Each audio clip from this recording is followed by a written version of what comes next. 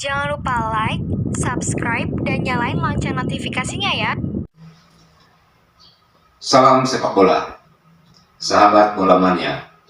Jumpa lagi dalam Bola Mania Channel bersama Yosef Tortulis. Pertarungan Indonesia melawan Vietnam malam ini sangat menarik. Bukan hanya soal perebutan juara grup A dan kepastian lolos ke semifinal. Namun laga ini sangat gengsi dan sangat emosional.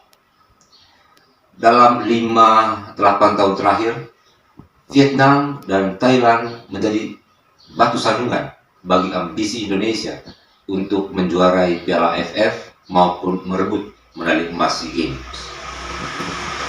Jadi laga malam ini salah satu momentum, salah satu kesempatan bagi tim Garuda untuk melucuti kedikdayaan Vietnam.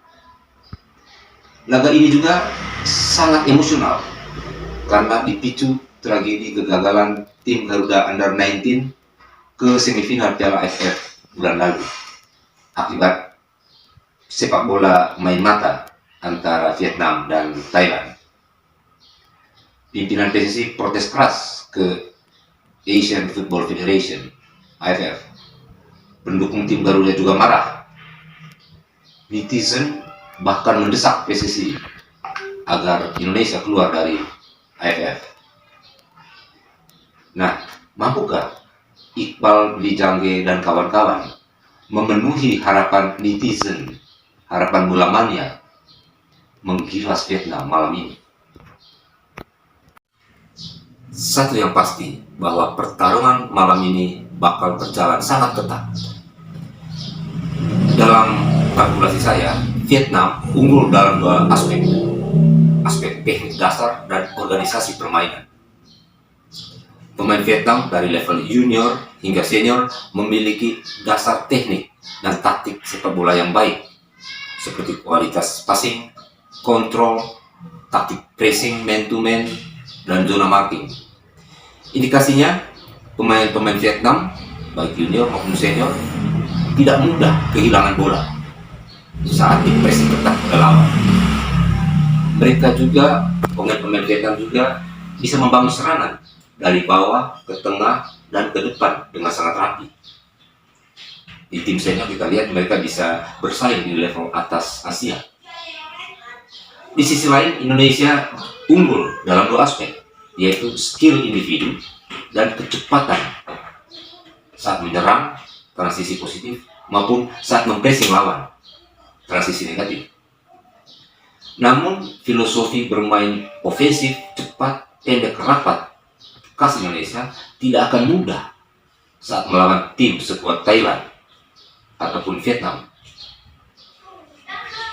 Vietnam dihuni oleh pemain-pemain yang punya kualitas teknis dan fisik yang baik, yang diasah dalam taktik dan organisasi permainan yang rapi. Ini tantangan untuk pelatih Bima Sakti. Jadi dalam kekuatan yang seimbang itu antara Indonesia dan Vietnam, saya melihat ada 5 hal atau 5 faktor yang bisa menentukan apakah Indonesia bisa memenangkan pertarungan malam ini.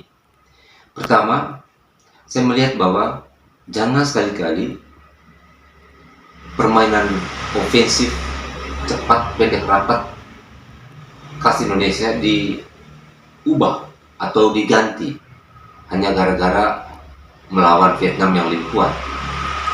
Karena para pemain Lijangge dan kawan-kawan itu sudah nyaman, sudah merasa enjoy dengan permainan ofensif seperti itu. Terutama waktu melawan Filipina, kemudian melawan Singapura. Yang diperlukan hanya mental yang lebih kuat dan disiplin yang lebih tinggi. Faktor kedua, saya juga melihat bahwa tim pelatih perlu melecut mental bertarung tim Garuda. Salah satu kelemahan tim Indonesia selama ini jika menghadapi dua raksasa Asia Tenggara, Thailand dan Vietnam adalah mental down sebelum laga. Dalam hal ini, tim pelatih Bima Sakti dan kawan-kawan harus mampu menciptakan prakondisi kepada pemain bahwa semua tim di Asia Tenggara termasuk Vietnam dan Thailand bisa dikalahkan. Mereka bukan raksasa Asia seperti Korea Selatan atau Jepang. Buktinya di Piala AFF Under 19 bulan lalu, Vietnam dan Thailand dikalahkan oleh Malaysia dan tim papan bawah Asia Tenggara Laos. Bahkan 2 hari lalu Thailand berhasil kembali ditahan imbang oleh tim sekelas Laos. Faktor ketiga yang juga bisa menentukan bagaimana bermain ofensif, pendek, cepat, rapat, dan taktik bertahan high pressing, bertahan di langsung menekan pemain-pemain Vietnam di daerah Vietnam akan efektif jika pemain-pemain Indonesia fokus, disiplin, dan hindari blunder, terutama pemain belakang dan kiper. Pemain belakang, 4 back sejajar di belakang, juga kiper, sedapat mungkin mengurangi upaya membangun serangan dari lini bawah melewati lini tengah. Karena pemain-pemain Vietnam, gelandang-gelandang Vietnam yang punya kualitas baik, pasti akan sigap untuk mempressing gelandang kita, merebut bola dan balik mengancam pertahanan Indonesia. Vietnam dan Thailand selama ini tahu 3 kelemahan mendasar, ya kelemahan elementer pemain-pemain Indonesia. Yang pertama, mudah panik jika dipres, jika ditekan.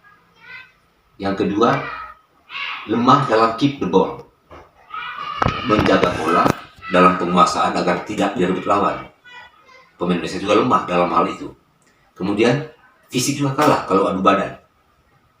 3 kelemahan itu sering dimanfaatkan oleh pelatih-pelatih timnas Thailand dan Vietnam yang memang bagus ya dalam teknik dasar, organisasi permainan maupun fisik pemain Vietnam dan Thailand. Faktor keempat, saya juga melihat bahwa pertandingan malam ini juga ditentukan oleh kejelian pelatih Bima Sakti, Indrianto Nugroho dan kawan-kawan memasang starting line up dan pemain pengganti. Yang saya maksud di sini adalah bagaimana pelatih bisa menurunkan pemain yang ngeyel, ngotot, dan staminanya yang bagus.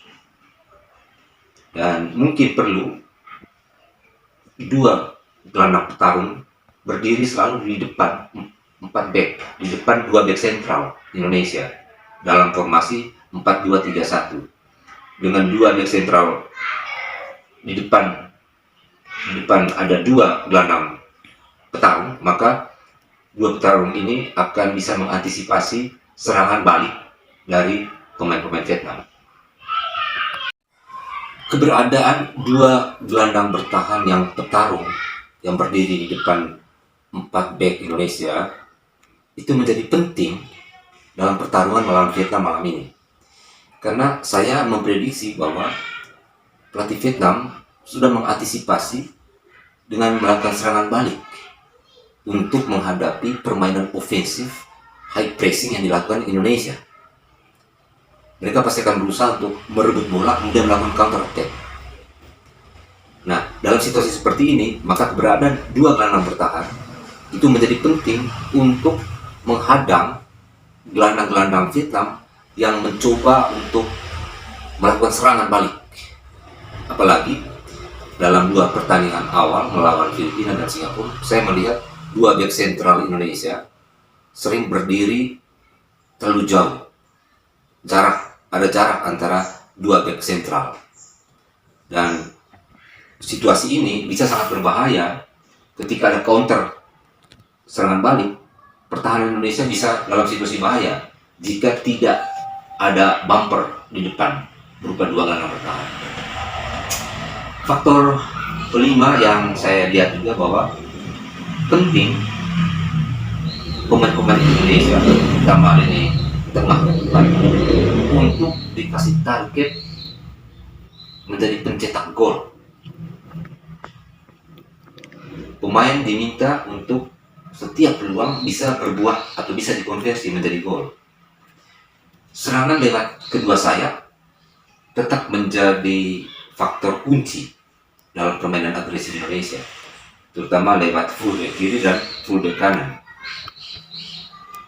Karena dengan cara serangan dari sayap, maka pertahanan Vietnam yang bakal kokoh, rapat, bisa dibongkar. Tentu serangan lewat sentral, lewat tengah, untuk variasi serangan. Apalagi dengan high pressing ketat di daerah pertahanan Vietnam, maka peluang merebut bola di sentral lapangan tengah sangat terbuka.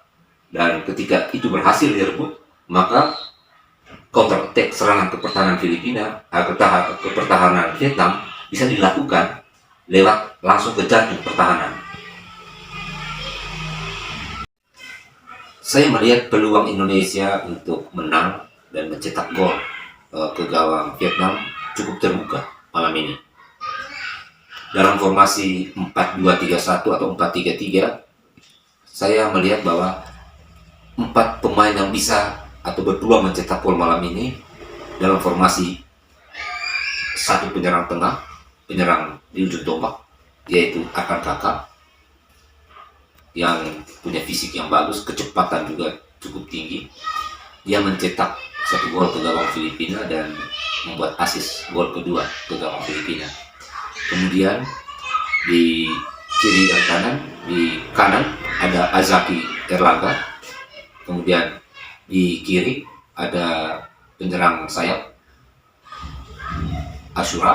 Nabil Ashura yang mencetak hat-trick ke gawang Singapura. Kemudian di belakang penyerang tengah, di belakang Kakak, saya melihat Kaviato Rizky yang mencetak 2 gol dari second line ke gawang Singapura, bisa beroperasi sebagai penyerang lubang. Saya melihat 4 pemain ini punya peluang yang bagus untuk menjadi pencetak gol Indonesia dalam laga malam ini melawan Vietnam. Kita tentu sepakat dengan target pelatih Bima Sakti, harus menang lawan Vietnam untuk memastikan tiket dan juara grup A. Kalau toh pada akhirnya berakhir imbang, juga tidak masalah, karena Indonesia tetap akan menjadi juara grup dan tentu akan melawan tim yang lebih lemah di babak semifinal. Karena itu kemenangan harus direbut, sekaligus menuntaskan dendam atas Vietnam. Selamat bertarung, Garuda Muda.